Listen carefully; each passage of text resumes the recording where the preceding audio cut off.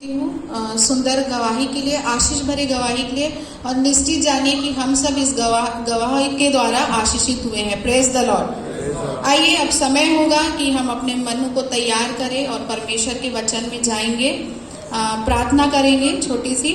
सामर्थ्य, दयालु, अनुग्रहकारी पिता परमेश्वर, हम तेरा धन्यवाद देते खुदावन आज के इस विश्राम दिन के लिए, पवित्र दिन के लिए।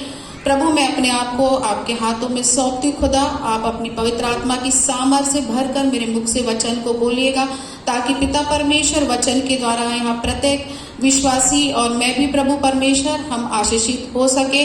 वचन हमारे हृदय को प्रभु जी कार्य करने पाए प्रभु जी, और 100 गुना फल लाने पाए। ऐसी हम प्रार्थना मांगते, दुआ यीशु के नाम से मांगते, आमीन। जैसे कि हम सभी जानते हैं कि 8 अप्रैल को महिला दिवस मनाया जाता है, राष्ट्रीय 8 मार्च को महिला दिवस के रूप में मनाया जाता है। और आज के दिन को हमने ठहराया है कि उसे हम सेलिब्रेट कर सके। और महिलाओं के ही विषय से मैंने वचन की तैयारी की है। आज हम सीखेंगे परमेश्वर के वचन से, पवित्र शास्त्र में से, कि परमेश्वर ने किस प्रकार से महिलाओं को, नारियों से प्रेम किया और किस प्रकार से अपनी योजना को उनके द्वारा पूरा किया। 2 विषय पे आज मैं आप लोगों के साथ में चर्चा करना चाहूंगी। पहली बात यह है कि एक माँ की प्रार्थना कभी खाली नहीं जाती। पहला जो पॉइंट्स है हम इस पे चर्चा करेंगे। और दूसरी बात कि यहोवा परमेश्वर और प्रभु यीशु मसीह, यहोवा परमेश्वर एवं यीशु का महिलाओं के प्रति, स्त्रियों के प्रति जो आदर है और वो जो प्रेम है, उसके विषय में आज हम सीखेंगे। और निश्चय जानिए कि इस वचन के द्वारा हम जितने यहाँ पर बैठे हैं वो आशीषित होंगे, आमीन। आइए हम पवित्र शास्त्र में से निकाल लेंगे पहला शामुएल और उसका 17 पद,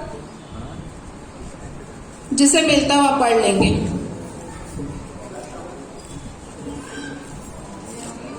पद 17, पहला अध्याय का 17 पद।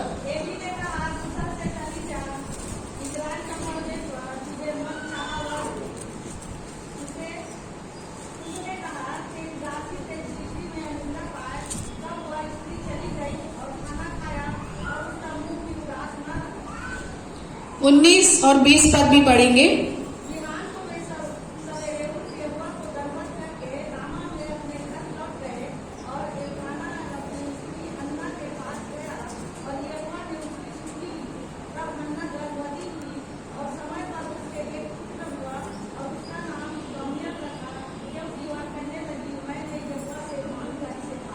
जी हाँ, यहाँ पर यदि हम देखें 20 पद में लिखा है कि तब हन्ना क्या हुई, गर्भवती हुई और समय पर उसके एक पुत्र हुआ और उसका नाम शमूएल रखा, क्योंकि वह कहने लगी मैंने यहोवा से मांगकर इसे पाया है। मेरे प्रिय, एक माँ की जो प्रार्थना है वो कभी खाली नहीं जाती है। जब एक नारी, एक औरत ने प्रार्थना की है, परमेश्वर ने उसका उत्तर दिया है। मेरे प्रिय, सच में जानिए, एक माँ के पास एक अद्भुत शक्ति होती है, अद्भुत सामर्थ होती है, जिसके द्वारा वो परमेश्वर के सामने जब टूटे मन से और हृदय की गहराइयों से, सच्चे आत्मा की सच्चाई से जब वो खुदा को पुकारती है तो उसकी प्रार्थना सुनी जाती है।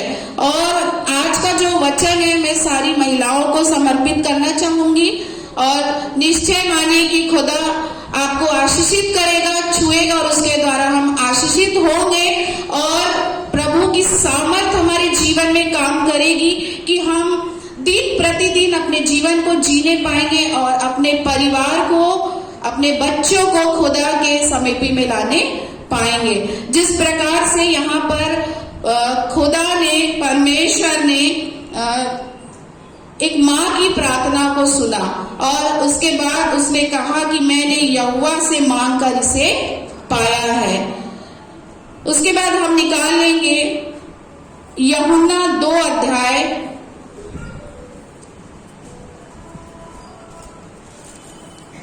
यहाँ पर हम देखेंगे यूहन्ना 2 और उसका पहला पद में लिखा है, फिर तीसरे दिन गलील में काना में किसी का विवाह था और यीशु की माता भी वहां थी। यीशु और उसके चेले भी उस विवाह में निमंत्रित थे। जब दाखरस घट गया तो यीशु की माता ने उससे कहा, उनके पास दाखरस नहीं रहा। यहाँ पर मेरे प्रियो, यदि हम इस घटना को देखें तो यीशु मसीह जो है तीसरे दिन कहाँ जाते? गलील के काना में एक विवाह में जाते हैं और वहां पर यीशु की माता भी साथ में रहती है। यहूदी परंपरा के अनुसार यह विवाह जो है हो रहा था और ऐसा माना जाता है कि जब विवाह होता है तो लोग आनंद करते हैं और बहुत ही गंभीरता के साथ हर एक रीति रिवाजों को पूरा किया जाता था। यदि किसी चीज की कमी घटी हो जाए तो वो एक अनादर की बात, अपमान की बात मानी जाती थी। यहाँ पर मेरे प्रियो हम देखेंगे कि यीशु की माता ने क्या कहा और ये हम जानते हैं कि ये जो पहला आश्चर्य कर्म जो है प्रभु यीशु मसीह के द्वारा यहाँ पर किया गया, तब यीशु मसीह की माँ ने क्या कहा यीशु मसीह के चेलों से? 5 अध्याय में पढ़े।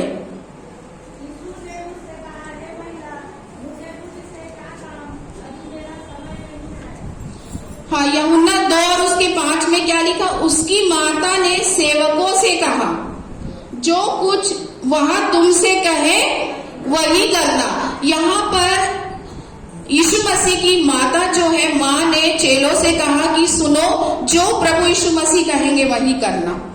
और वहां यहूदियों के शुद्ध करने की रीति के अनुसार पत्थर के 6 मटके धरे थे, जिनमें 2-2, 3-3 मन समाता था।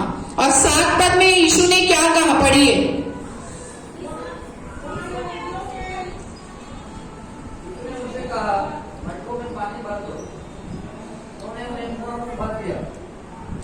आठ पद भी आगे। तब उसने उनसे कहा, अब निकल कर भोज के प्रधान के पास ले जाओ, और वो ले गए।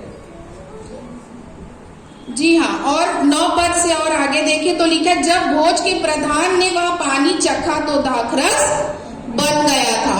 तो मेरे प्रियो, यहाँ पर भी अगर हम देखें तो पहला जो आश्चर्य क्रम यीशु मसीह ने किया, तो यहाँ पर भी उसकी माता उसके साथ थी। उसने अपनी माँ का आदर किया और उसकी माँ ने भी उसके चेलों से, वो अपने बेटे से कहने लगी, इस बातों की चर्चा करने लगे कि दाखरस क्या हो गया है? कम हो गया है। पर प्रभु यीशु मसीह ने क्या कहा? अभी समय नहीं आया। और फिर उसकी माँ ने उसके चेलों से कहा कि जैसा यीशु मसीह कहते हैं तुम वैसा ही करना। और इस प्रकार से वहां पर भी एक माँ का भूमिका को हम देखते हैं, जो बेटा है अपने माता के प्रति आज्ञाकारी रहता है और निश्चित समय में वो कार्यों को करने पाता है। सच में मेरे प्रियो, मैं कल की चर्चा करूं, कल जब मीटिंग चलाई जा रही थी और सच में ब्रदर सचदेव भैया ने बहुत अच्छी बात की। उन्होंने इस बात को कहा जिससे मैं भी बहुत प्रभावित हुई कि जब हन्ना प्रार्थना कर रही थी, जब वो पीढ़ा में थी, तो उन्होंने अपने आंसुओं को सही जगह पे गिराया।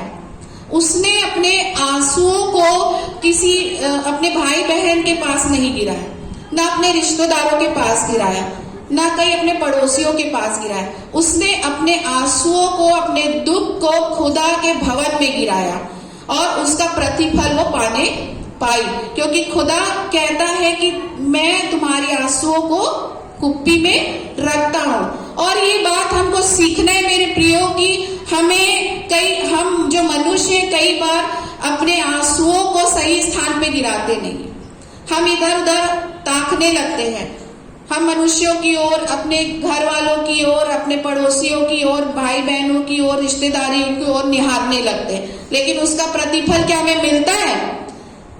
हमें अपने आंसुओं को, अपनी प्रार्थनाओं को, अपने टूटे हुए मन को परमेश्वर के भवन में गिराना है, परमेश्वर की निकटता में गिराना है, परमेश्वर की हुजूरी में गिराना है, तब उसका प्रतिफल आप पाओगे। और हन्ना ने वही किया, उसने सही चयन किया। उसने यहाँ वहां अपने पति के पास या एल्काना के पास नहीं, पर वो खुदा की देवड़ी में, खुदा के भवन में अपने आंसुओं को गिराया, और जिसका वो आशीष के रूप में उसे परमेश्वर ने बेटा को दिया। उसके बाद हम देखेंगे मूसा के विषय में हम जानेंगे। कई बार मेरे प्रियो क्या होता है कि अगर हम पवित्र शास्त्र में देखें तो बहुत सी ऐसी प्रार्थनाएं महिलाओं के द्वारा की गई जिसका उत्तर खुदा ने दिया, परमेश्वर ने दिया। लेकिन कई ऐसी भी घटना है कि खुदा के लोगों ने प्रार्थना किया, नबी ने प्रार्थना किया, परंतु उसका उत्तर परमेश्वर ने नहीं दिया। जब परमेश्वर की इच्छा नहीं होती, चाहे हम कितना उपवास कर ले, टाट ओढ़ ले, उसकी निकटता में चले जाए, आंसू बहा ले, रो ले, लेकिन यदि उसके लिए खुदा की मर्जी नहीं है, उसकी योजना में नहीं है, तो वो सुनी नहीं जाएगी। जिस प्रकार से मूसा ने अपनी बहन के कोढ़ के लिए प्रार्थना की। यदि आप निकाले गिनती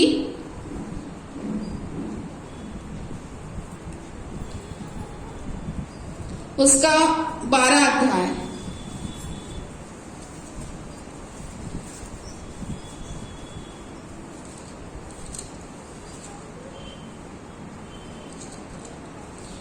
अध्याय, यहाँ पर हम देखेंगे पहला अध्याय में क्या लिखा हुआ है कि मूसा ने एक कूशी स्त्री के साथ विवाह कर लिया था, इसलिए मरियम और हारून उसकी उस विवाहित कूशी स्त्री के कारण उसकी निंदा करने लगे।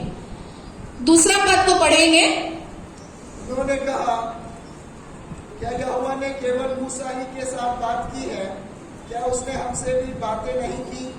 उनकी यह बात यहोवा ने सुनी। मूसा पृथ्वी भर के रहने वाले सब मनुष्य से बहुत अधिक नम्र स्वभाव का था, इसलिए यहोवा ने एकाएक मूसा और हारून और मरियम से कहा, तुम तीनों मिलाप वाले तंबू के पास निकल आओ। तब वे तीनों निकल आए। तब यहोवा ने बादल के खंभे में उतरकर तंबू के द्वार पर खड़ा होकर हारून और मरियम को बुलाया, अतः वे दोनों उसके पास निकल आए। तब यहोवा ने कहा, मेरी बातें सुनो, यदि तुम में कोई नबी हो तो उस पर मैं यहोवा दर्शन के द्वारा अपने आप को प्रकट करूंगा या स्वप्न में उससे बातें करूंगा। परंतु मेरा दास मूसा ऐसा नहीं है, वह तो मेरे सब घराने में विश्वास योग्य है। उससे मैं गुप्त रीति से नहीं, परंतु आमने सामने और प्रत्यक्ष होकर बातें करता हूँ, और वो यहोवा का स्वरूप निहारने पाता है। इसलिए तुम मेरे दास मूसा की निंदा करते हुए क्यों नहीं डरे? जी हाँ, लिखा है कि तुम मेरे दास मूसा की निंदा करते हुए क्यों नहीं डरे। यहाँ पर हम देखें तो मूसा जो है वो एक कूशी स्त्री से विवाह कर लेता है, और जो बात मरियम और हारून जो उसकी बहन है, भाई है, वो उनको ये बात पसंद नहीं आती है और वो उसके विरुद्ध में बातें करने लगते हैं। और तब यहोवा परमेश्वर क्या कहते हैं कि यदि तुम में कोई नबी हो तो उस पर मैं यहोवा दर्शन के द्वारा अपने आप को क्या करूंगा? प्रकट करूंगा, या स्वप्न में उससे बातें करूंगा। परंतु मेरा दास मूसा ऐसा नहीं है। वो क्या कहते? यहोवा परमेश्वर मूसा के लिए कहते कि वो सब घरानों में क्या है? विश्वास योग्य है। और इस प्रकार से यदि हम आगे देखें तब 11 पद में देखें तो लिखा है, तब हारून मूसा से कहने लगा, हे मेरे प्रभु, हम दोनों ने जो मूर्खता की वरन पाप भी किया, यह पाप हम पर ना लगने दे। और 12 पद में, और मरियम को उस मरे हुए के समान ना रहने दे जिसकी देह अपनी माँ के पेट से निकलते ही अधगली हो। अतः मूसा ने यह कहकर यहोवा की दोहाई दी। यहाँ पर जो है, जब वो खुदा के नबी के खिलाफ कहते हैं तो परमेश्वर का यहोवा का कोप उन पर भड़कता है। और फिर मूसा प्रार्थना करता है 13 पद में, यहोवा की दोहाई देता है, कहता है हे ईश्वर कृपा कर और उसको चंगा कर। फिर यहोवा ने मूसा से कहा यदि उसका पिता उसके मुंह पर थूका ही होता तो क्या 7 दिन तक वह लज्जित ना रहती। इसलिए वह 7 दिन तक छावनी से बाहर बंद रहे, उसके बाद वह फिर भीतर आने पाए। और अतः मरियम 7 दिन तक छावनी से बाहर बंद रही और जब तक मरियम फिर आने ना पाई तब तक लोगों ने प्रस्थान ना किया। और यहाँ पर हम देखते हैं कि जिस प्रकार मैंने कहा कि जब परमेश्वर की योजना में नहीं होता है तो वो काम नहीं होता है। और यहाँ पर मूसा भी प्रार्थना करता है लेकिन उसका कोई उत्तर नहीं मिलता। उसी प्रकार से एक और उदाहरण मैं दूंगी दाऊद का। यदि हम दाऊद के जीवन में देखें तो परमेश्वर ने दाऊद की प्रार्थना को भी नहीं सुना। जब दाऊद ने बैतशेबा से विवाह कर लिया और उससे उसका एक बेटा हुआ जो खुदा की दृष्टि में गुनाह था, अपराध था, पाप था, तब यदि हम दाऊद के विषय में भी पढ़ेंगे तो वो बहुत टाट ओढ़ता है, उपवास करता है, जितना उससे बनता है वो करता है, लेकिन अंत में रिजल्ट क्या निकलता है, उसका बेटा मर जाता है।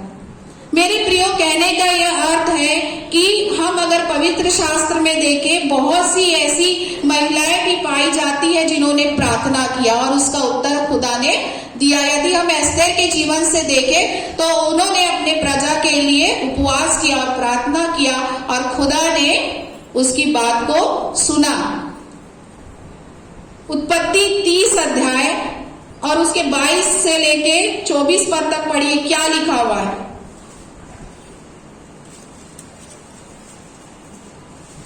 उत्पत्ति 30। परमेश्वर ने राहेल की भी सुनी ली और उसकी सुनकर उसकी कोख खोली, इसलिए वो गर्भवती हुई और उसने एक पुत्र को जन्म दिया। तब उसने कहा परमेश्वर ने मेरी नाम धराई को दूर कर दिया है, इसलिए उसने ये कहकर उसका नाम यूसुफ रखा। परमेश्वर मुझे एक पुत्र और भी देगा। आमीन, हालेलुया। यहाँ पर अगर हम देखें तो राहेल की प्रार्थना का भी परमेश्वर उत्तर देते हैं और उसकी परमेश्वर ने क्या ली, सुधि ली और अंत में उसने कहा कि परमेश्वर मुझे एक पुत्र और भी देगा। उसी प्रकार से यदि हम उत्पत्ति ही उसकी 21 अध्याय और उसके 1 और 2 पद को पढ़े,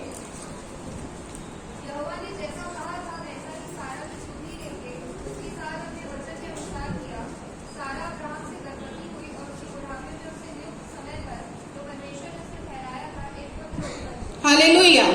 यहाँ पर भी हम देखें तो परमेश्वर ने नियुक्त समय पर भी सारा को क्या किया, आशीषित किया।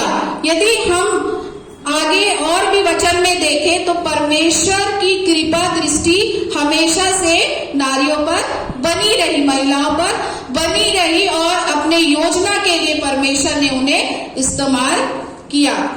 उसके बाद हम निकालेंगे लूका उसका 1 अध्याय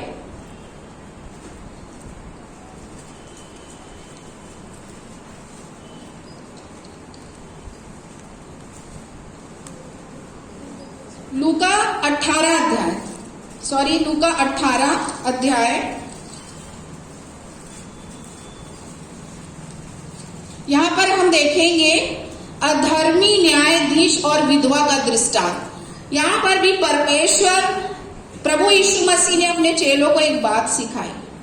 यदि हम यहाँ पर पढ़े 1 पद से लेकर 8 पद तक पढ़ेंगे इसको भी।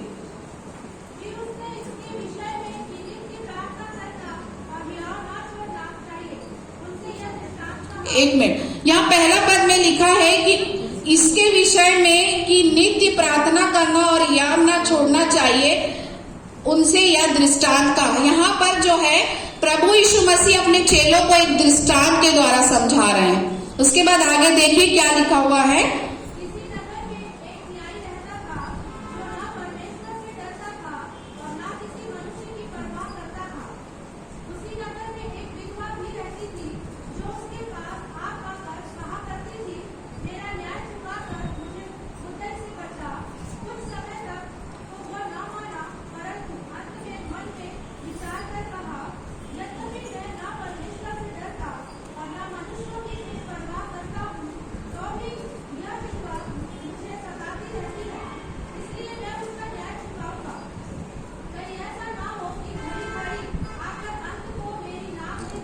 बस यही तक, धन्यवाद। यहाँ पे अगर हम देखें तो यहाँ पर एक व्यक्ति के बारे में बताया गया जो अधर्मी था और एक न्यायाधीश भी था, और हमने देखा कि वहां पर वो व्यक्ति जो था वो परमेश्वर से भी नहीं डरता था और ना ही मनुष्य से डरता था। उसके जीवन में कोई भय नहीं था, वो अपने मन का मालिक था और जो उसे अच्छा लगता था वो वहां किया करता था।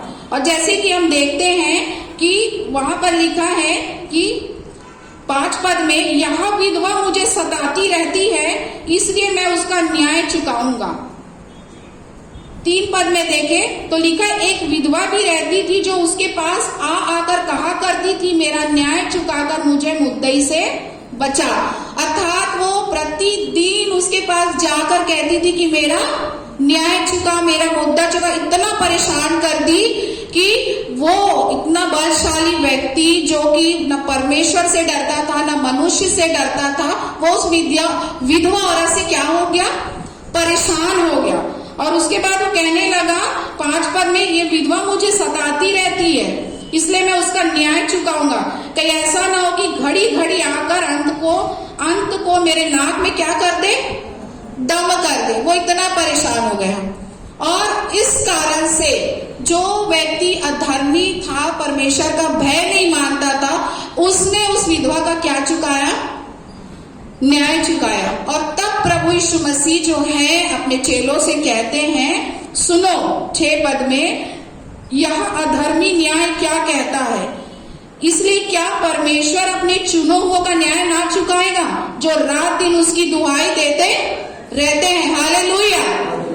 मेरे प्रियो, हम जो परमेश्वर के बच्चे हैं, यदि हम किसी बात को लेकर परेशान हैं और दिन रात जब अपने खुदा से दुहाई करते हैं, प्रार्थना करते, मांगते हैं, जो वो व्यक्ति जो अधर्मी था, फिर भी हमारा परमेश्वर तो महान है। क्या वो अपने बच्चों की आवाज को नहीं सुनेगा? क्या वो उसके प्रार्थनाओं का उत्तर नहीं देगा? आप सोचिए अपने मन में इस बात को आकलन करके, क्योंकि यीशु मसीह अपने चेलों को इस बात को समझाते और यह बात हमारे लिए भी है। हम भी इस बात को अपने जीवन में लेकर चले। और उसके बाद लिखा है, जो रात दिन उसकी दुहाई देते रहते, क्या वह उनके विषय में देर करेगा? नहीं मेरे प्रियो, परमेश्वर आपको हर एक परिस्थितियों से बाहर निकालने वाला परमेश्वर है। जब वो लाल समुद्र से रास्ता निकाल सकता है तो वो हमारे जीवन से भी रास्ता निकाल सकता है। यदि दरवाजा बंद हो जाए तो एक ही ऐसी जगह है जहां खुदा का दरवाजा कभी बंद नहीं होता। चाहे आप कर्जा में हो, चाहे आप निराशा में हो, चाहे आप बीमारी में हो, प्रभु उसमें से निकालने वाला परमेश्वर है और वो ताकत रखता है। हालेलुया। और उसके बाद 8 पद में लिखा, मैं तुमसे सच कहता हूं वह तुरंत उसका न्याय चुकाएगा। तो भी मनुष्य का पुत्र जब आएगा तो क्या वह पृथ्वी पर विश्वास पाएगा?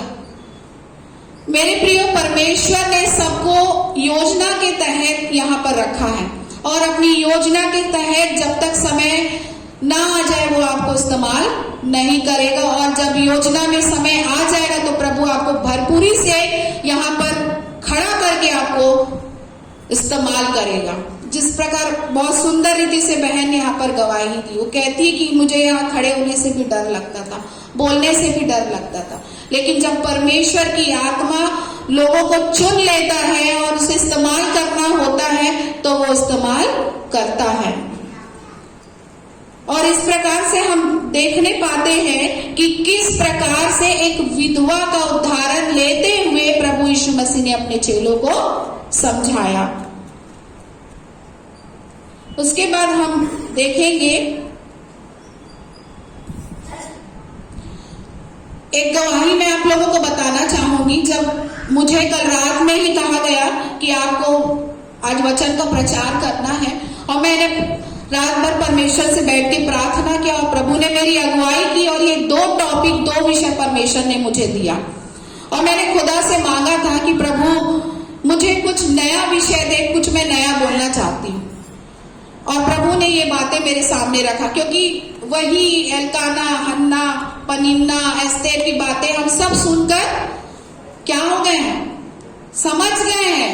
अब वचन में लिखा है ना कि बालकों के समान दूध पीते मत रहो, तो मैं प्रभु ने प्रार्थना की कि प्रभु कुछ नया विषय मुझे दीजिए, कुछ नए उदाहरण के द्वारा आप लोगों के सामने अपने वचन को रखें, ताकि उनका हृदय क्या हो, वचन के द्वारा गांठ और गुदे को छीनने पाए और वो परमेश्वर की आशीष को अपने जीवन में ग्रहण करने पाए। मेरे प्रिय, क्या होता है, जो बातें हम सुन लेते हैं ना, प्रभु सभी मसीह में है और सबको सब जो कहानी है, जो वचन में लिखा, वो सबको याद रहता है। तो जब वो बातें को बोलने लगते हैं ना, तो फिर वो उस पर ध्यान नहीं लगता है, या फिर वो बोर होने लगते हैं, या फिर इधर उधर ताकने लगते हैं। तो मैं परमेश्वर पिता का धन्यवाद देती हूँ कि खुदा हमसे बातें कर रहा है, परमेश्वर वचनों के द्वारा अपनी सामर्थ को हमारे जीवन में उंडेल रहा है। मेरे प्रिय, एक गवाही दूंगी कि इस बात को हम सभी स्वीकारते हैं कि परमेश्वर ने महिलाओं को ऐसी शक्ति और सामर्थ्य दिया, सहने की शक्ति दिया परमेश्वर ने, आंसू बहाने का, प्रार्थना करने का, हर बातों को सहने का, अपने परिवार को चलाने का, हर एक परिस्थिति में खड़े रहने का।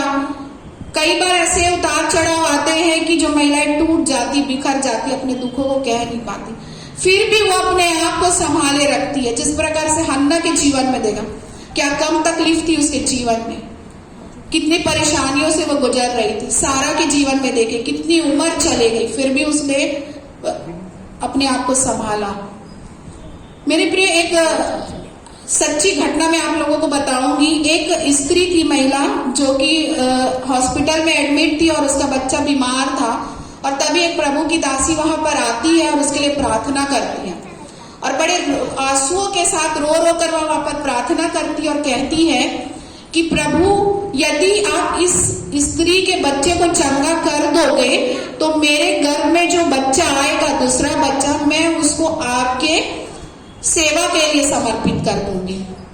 वो वहां पर घोषणा करती है, ध्यान रखिएगा, प्रार्थना तो करती, साथ में वो घोषणा करती है अधिकार के साथ कि मैं अपने बच्चे को आपको समर्पित कर दूंगी।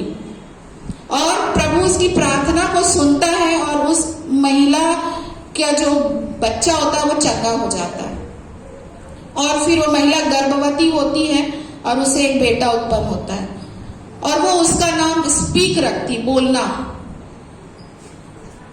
परंतु जब वो बच्चा बढ़ता है तो वो बोल ही नहीं पाता है, हकलाता है वो। अब ये तो बहुत बड़ा प्रश्न हो गया उस स्त्री के लिए, ऐसा उसने घोषणा किया, जब तो गर्भ में भी नहीं आया था, फिर भी उसने प्रभु से प्रार्थना करके मांगा। और इस कारण से जो वो लड़का है, वो 15 साल की उम्र में वो घर छोड़ के भाग जाता है, परंतु उसकी माँ नित्य उसके लिए प्रार्थना करते रहती है।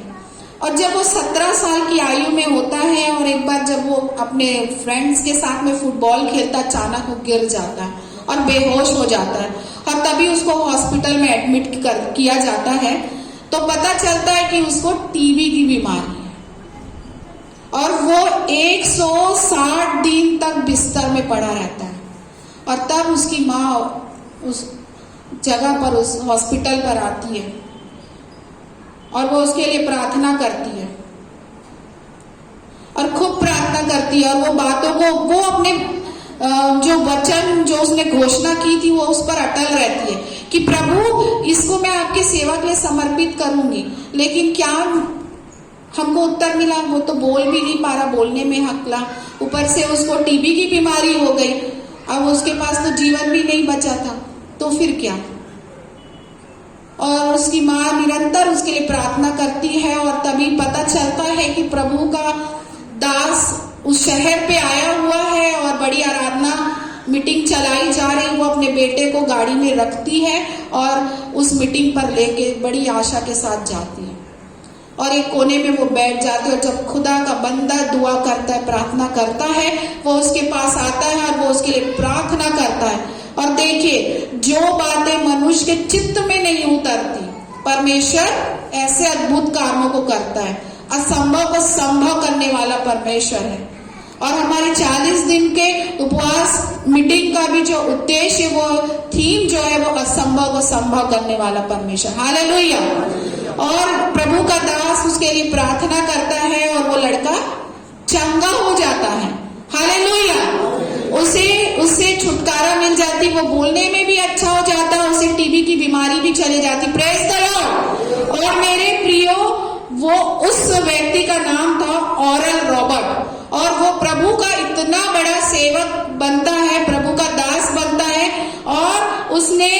और जब परमेश्वर उसे इस्तेमाल करता है, मैंने उसमें पढ़ा था 1947 में इतनी बेदारी आई कि 300 से ज्यादा क्रूसेड सभाएं चलाई गई, और जो लोग बीमार थे, अंधे थे, लंगड़े थे, परेशानी में थे, वहां पे कतार लगती थी उसके पास में चंगाई लेने के लिए। Praise the Lord. और परमेश्वर उसे बहुतायत से अपने कार्यों के लिए इस्तेमाल करता है।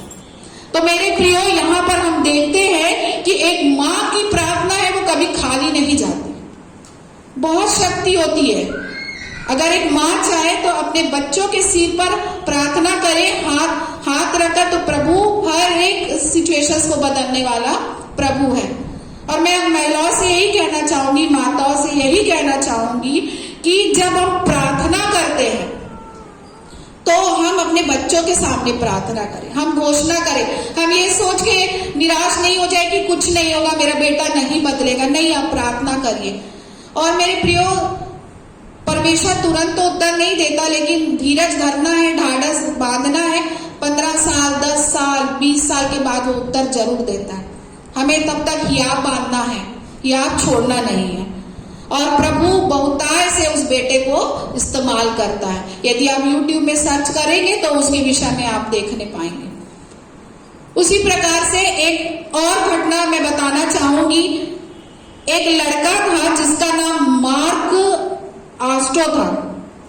जब वह 16 साल का था, उसे नशे की लत लग गई थी। वो खूब शराब पीता था, इतनी शराब पीता था कि एक बार उसके जो खाने की जो नली है पेट की, वो फट जाती है और उसे खूब ब्लीडिंग होने लगती है। तब उसके दोस्त घबरा कर उसको कार से नीचे फेंक देते हैं, और वो उसी स्थिति में पड़ा रहता है, क्योंकि वो डर जाते हैं कहीं यहाँ पे मर ना जाए। और तभी खुदा का आत्मा, क्योंकि वो जो मार्क लड़का था, उसके पिता एक पास्टर थे, और प्रभु स्वप्न दर्शन के द्वारा उसके पिता से बात करते और सारी बातों को बताते, और उस बेटे को फिर हॉस्पिटल में एडमिट किया जाता। और जब उसे वहां पे भी लेके जाए, 4 घंटे तक उसे खून की उल्टी होते रहती है। और तब ये सारी परिस्थिति को वहां पर जब उसकी माँ देखती है तो रो रो कर उसके लिए प्रार्थना करती है, और वो जोर जोर से प्रार्थना करती है। जब उस बेटे को उल्टी हो रही थी, उसकी माँ एक तरफ बैठ के प्रार्थना कर रही थी कि बेटा तू नहीं मरेगा, तू जीवित रहेगा, खुदा तुझे बचाएगा। और एक और शैतान उसके कान में ये बातों को डाल रहा था उस लड़के के कि तू आज ही मर जाएगा, तू जिंदा नहीं बचेगा। और ये संघर्ष दोनों तरफ से चल रहा था। एक तरफ माँ का प्रार्थना और एक तरफ शैतान उस बच्चे की कान में ये बातों को, इस आवाज को डाल रहा था कि तू मर जाएगा, तू जिंदा नहीं बचेगा। लेकिन एक तरफ माँ की प्रार्थना थी कि तू बेटा बच जाएगा, खुदा तुझे बचा लेगा, तू नहीं मरेगा। और ये दोनों आवाजें उसके कान में गूंज रही थी। और फिर जब उसकी माँ ने जोर जोर से रो रो कर प्रार्थना किया, वो आवाजें उस बेटे के कान तक पहुंची कि तू नहीं मरेगा। और इस प्रकार से शैतान जब देखा कि एक माँ की प्रार्थना में इतनी शक्ति है, वो खुद वहां से चला गया, उसके मुंह बंद हो गए और वो बेटा बचाया गया। हालेलुया। और मेरे प्रियो, यकीन जानिए, उसका नाम है उस लड़के का पास्टर मार्क आस्टो, और वो बहुत बड़ा प्रभु का प्रचारक बना। और प्रभु ने उसके जीवन से बहुत से आश्चर्य कर्मों को लिया और लोगों को छुटकारे का कारण बना। मेरे प्रिय, प्रभु चुनता है, प्रभु उठाता है, परंतु ये सब कब संभव हुआ? जब एक माँ अपने बच्चों के लिए प्रार्थना करती है। कई बार हमारे जीवन में ऐसे उतार चढ़ाव आते हैं। खुदा ने ये सामर्थ दी, ये शक्ति दी, प्रभु ने नवाजा है इन सारे वरदानों से।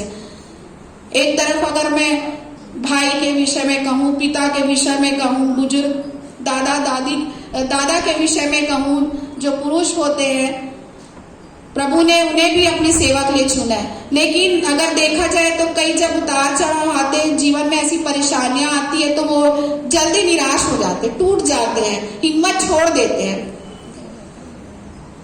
स्वाभाविक सी बात है, मैं वो नहीं कह रही।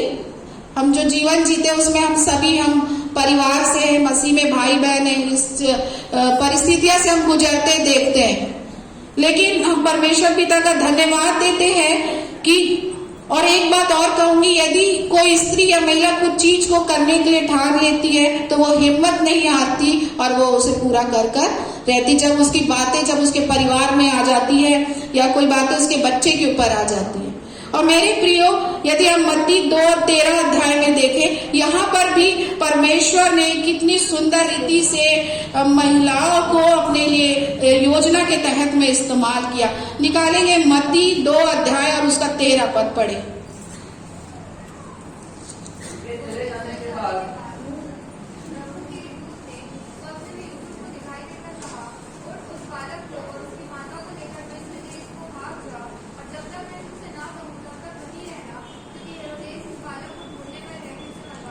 यहाँ पर देखिए स्वर्गदूत ने क्या कहा। यहाँ पर प्रभु के एक दूत ने स्वप्न में यूसुफ को दिखाई देकर क्या कहा, उठ उस बालक को और उसकी माता को लेकर, यहाँ पर शब्द को ध्यान देंगे, उस बालक को और उसकी माता को। स्वर्गदूत ने यहाँ पर उस बालक और माता का संबोधन किया। अगर खुदा ने, परमेश्वर यहोवा ने स्वर्गदूत को वहां पर भेजा कि यूसुफ से बात करे और कहा यूसुफ से कि उसकी क्या कहा, उसकी माता को ले, उस बालक को और उसकी माता को लेकर। अगर स्वर्गदूत चाहे तो ये भी कह सकता था अपने बालक को और माता को, परंतु खुदा ने ये महिमा, ये स्थान दिया कि उसकी माता, मतलब खुदा यीशु मसीह की माता का एक सम्मान दिया। स्वर्गदूत ये भी कह सकता था अपने बालक, कह सकता था कि उठ और अपने बालक और उसकी माता को ले जाकर, परंतु स्वर्गदूत ने यहाँ पर यूसुफ को यीशु मसीह का पिता नहीं कहा, क्योंकि वो परमेश्वर का बेटा था, परंतु हम उसे उस रूप में देखते हैं। पवित्र आत्मा के द्वारा गर्भवती हुई, परमेश्वर ने यह महिमा दिया, परमेश्वर ने स्त्री के गर्भ को चुना कि खुदा उसका बेटा उसके गर्भ से क्या ले, जन्म ले। परमेश्वर चाहता तो, परमेश्वर तो इतना शक्तिशाली, वो कुछ भी कर सकते, और भी योजना बना के अपने खुदा को इस संसार में ला सकते थे, नहीं ला सकते थे, हाँ या ना, ला सकते थे। लेकिन यहाँ पर परमेश्वर ने मरियम, मतलब एक औरत के गर्भ को चुना कि वो खुदा अपने बेटे को इस संसार में ले आ सके।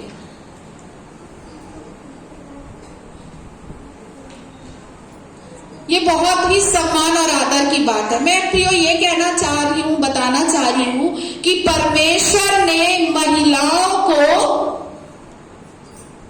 महिलाओं से प्रेम किया, उसे आदर दिया और उसका सम्मान किया और अपनी योजना के लिए उनको इस्तेमाल किया।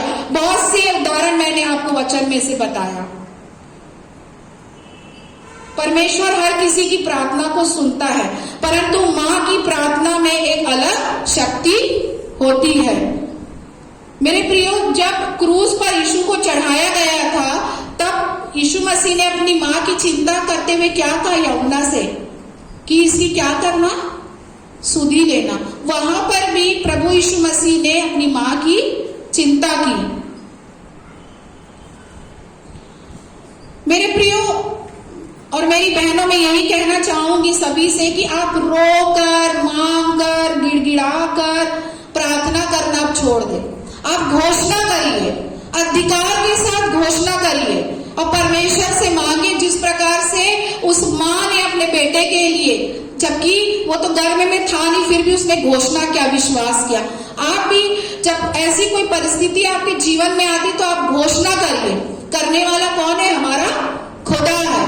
अब प्रार्थना करेंगे, प्रभु जी मैं बहुत परेशान हूँ, आप मुझे जॉब लगा दीजिए, आप मेरी परिस्थिति बदल दीजिए, आप मुझे चंगा कर दीजिए, मेरे पीठ में दर्द है, पैर में दर्द है। नहीं, घोषणा करिए, अधिकार से कहिए कि मैं प्रभु यीशु के नाम से हुक्म देती हूँ कि ये दर्द मेरे शरीर को छोड़ के चला जाए। तुरंत उत्तर मिलेगा वहां पे आपको। परंतु ना हम क्या करते हैं, आस लगा के रखते कि कोई दूसरा हमारे लिए प्रार्थना करेगा, कोई दूसरा हमको छुटकारा देगा। आप खुद उस चीज को इस्तेमाल करें, क्योंकि खुदा ने सबको ये अधिकार दिया है। वो चाबी खुदा को परमेश्वर ने यीशु मसीह को दिया, प्रभु यीशु मसीह ने हमको दिया। लिखा है ना, जो कुछ तुम स्वर्ग में बांधोगे और जो कुछ तुम पृथ्वी पर खोलोगे, खुदा सब कार्यों को करने की ताकत रखता है।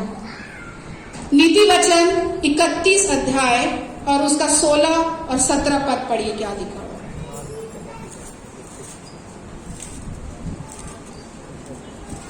वह किसी खेत के विषय में सोच विचार करती है। 31। हाँ, 31, 16, 17। वह किसी खेत के विषय में सोच विचार करती है और उसे मोल ले लेती है और अपने परिश्रम के फल से दांत की बारी लगाती है। वह अपनी कटी को बल के बेटे से कसती है और अपनी बाहों को दृढ़ बनाती है। जी हाँ, यदि यहाँ पर देखिए, यदि कोई महिला किसी चीज पर मन लगाती है तो वह उसे पूरा करती है प्रार्थना के साथ, और परमेश्वर उसकी सहायता करता है। यदि हम पहला कुरिन्थियों 11 और उसका 11 अध्याय 12 पद पढ़े तो यहाँ पर लिखा हुआ है, पहला कुरिन्थियों, क्योंकि जैसा स्त्री पुरुष से है वैसे ही पुरुष स्त्री के द्वारा है, परंतु सब वस्तुएं परमेश्वर से है। जी हाँ, यदि हम पहला कुरिन्थियों और उसका 11 पद में लिखा, फिर से एक बार पढ़ेंगे, जैसा, क्योंकि जैसा स्त्री पुरुष से है वैसे ही पुरुष स्त्री के द्वारा है, परंतु सब वस्तुएं परमेश्वर से है। हाँ, चाहे महिला हो चाहे पुरुष हो, सब किससे है? परमेश्वर से है। और पुरुष और महिला एक दूसरे पर भरोसा करते हैं। परमेश्वर ने उन्हें जीवन में समान भागीदार बनाया है और उन्हें हमेशा एक दूसरे का सम्मान करना चाहिए। यदि हम पहला पत्रस 3 अध्याय 3 और 4 पद पढ़ेंगे। तुम्हारा श्रृंगार दिखावटी न हो, अर्थात बाल टूटना और सोने के गहने या भांति भांति के कपड़े पहनना, वरन तुम्हारा छिपा हुआ और गुप्त मनुष्य नम्रता और मन की दीनता की अविनाशी सजावट से सुसज्जित रहे, कि परमेश्वर की दृष्टि में इसका मूल्य बड़ा है। क्योंकि परमेश्वर की दृष्टि में इसका मूल्य बड़ा है। और यदि हम नीति वचन 11 अध्याय और उसके 16 पद में पढ़े, जैसा भी पढ़ा गया, लिखा हुआ है, 1 मिनट पढ़ लेंगे। नीति वचन 11 और उसका 16 पद। अनुग्रह करने वाली स्त्री प्रतिष्ठा नहीं होती है। जी हाँ, बलात्कारी लोग धन को नहीं होते। कोई भी महिला जो अपने जीवन में दयालु है, उसे स्वर्ग में पुरस्कृत किया जाएगा, क्रोध करने वालों को दंडित किया जाएगा। यहोवा परमेश्वर और प्रभु यीशु मसीह ने महिलाओं के प्रति अपने आदर और प्रेम को हमेशा बनाए रखा। यदि आप देखें यूहन्ना उसका 2 अध्याय 5 और 26 पद में, तो वहां पर 5 से लेकर 26 पद, नहीं सॉरी, यूहन्ना 4, 25, 26 पद को देखें तो सामरी स्त्री का वर्णन है। मेरे प्रिय, यदि हम देखें यहूदी परंपरागत के अनुसार में उस समय महिलाओं से बात नहीं किया जाता था और उनको ज्यादा बाहर जाने भी नहीं दिया जाता था। यदि कोई उससे बाहर खड़े होकर बात भी कर ले तो उसे अपमान माना जाता। लेकिन यहाँ पर हम देखते हैं कि प्रभु यीशु मसीह ने सामरी स्त्री से क्या किया?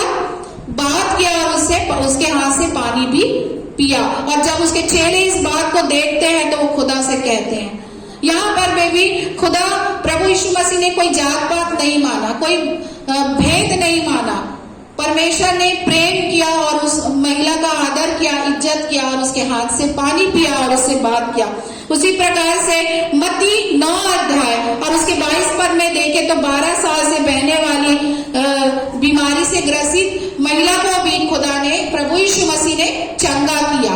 उस समय यहूदी परंपरागत के अनुसार में तो उसे छुआछूत की बीमारी मानते थे, उसके पास जाना भी लोग पसंद नहीं करते थे। लेकिन प्रभु यीशु मसीह ने बहुत बड़ा उदाहरण वहां पर पेश किया और उस स्त्री को खुदा ने चंगा किया। उसी प्रकार से मत्ती 28 और उसके 1:5-10 पद को पढ़े तो मरियम मगदलिनी के सामने में भी जब प्रभु यीशु मसीह तीसरे दिन मृतकों में से जी उठे तो सबसे पहले उसने, जिसे दूसरी मरियम मगदलिनी भी कहते हैं, उसे दर्शन दिया। परमेश्वर यीशु मसीह चाहते, यहोवा परमेश्वर चाहते तो अपने उनके पास तो इतने सारे चेले थे, कोई प्रिय चेले को वो दर्शन देते, उनके सामने आते, लेकिन नहीं, उसने वहां पर भी मरियम मगदलिनी के सामने प्रकट हुए और वो गवाह होने का सम्मान जो है स्त्रियों को खुदा ने और परमेश्वर ने दिया। उसके बाद यदि हम उत्पत्ति 12 अध्याय और उसके 20 और आगे के पद को देखें तो वहां पर भी इब्राहिम की खूबसूरत पत्नी सारा को भी यहोवा परमेश्वर ने बड़ी योजना के तहत उसे बचाया। उत्पत्ति 12 अध्याय यदि हम पढ़े यहां पर देख लेंगे,